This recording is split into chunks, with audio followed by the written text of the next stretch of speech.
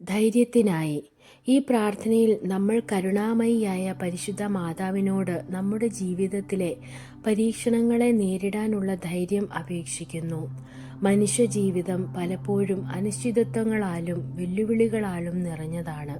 രോഗങ്ങൾ, സാമ്പത്തിക ബുദ്ധിമുട്ടുകൾ, കുടുംബ പ്രശ്നങ്ങൾ, ഭാവിയെക്കുറിച്ചുള്ള ഭയങ്ങൾ ഇവയെല്ലാം നമ്മുടെ മനസ്സിനെ അലട്ടുകയും ആത്മവിശ്വാസം കുറയ്ക്കുകയും ചെയ്യുന്നു.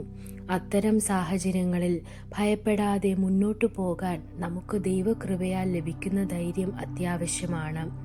കരുണാമയിയായ മാതാവേ എന്ന വിളി പരിശുദ്ധ കന്യകാമറിയത്തിൻ്റെ സ്നേഹപൂർണമായ മാതൃത്വത്തെ നമ്മെ ഓർമ്മിപ്പിക്കുന്നു. അവൾ നമ്മുടെ ദുഃഖങ്ങളും ഭയങ്ങളും മനസ്സിലാക്കുന്ന ഒരു അമ്മയാണ്. കാൽവറിയിൽ കുരിശിന് കീഴിൽ നിന്നുകൊണ്ട് തൻ്റെ പുത്രൻ്റെ ദുഃഖം സഹിച്ച മറിയം അത്യന്തം വേദനയുള്ള സാഹചര്യങ്ങളിലും ദൈവത്തിൽ പൂർണ്ണമായി ആശ്രയിച്ച ധൈര്യത്തിൻ്റെ മാതൃകയാണ്. അതുകൊണ്ട് തന്നെ നമ്മുടെ ബുദ്ധിമുട്ടുകളും അവളുടെ കൈപിടിച്ച് നടക്കാൻ നമുക്ക് ധൈര്യം ലഭിക്കുന്നു.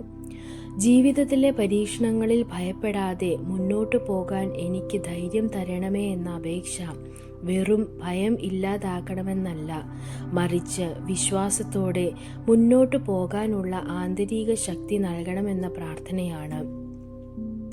ധൈര്യം എന്നത് പ്രശ്നങ്ങൾ ഇല്ലാത്ത അവസ്ഥയല്ല, പ്രശ്നങ്ങൾ ഉണ്ടായിട്ടും ദൈവത്തിൽ ആശ്രയിച്ച് മുന്നേറാനുള്ള മനസാക്ഷിയാണ്.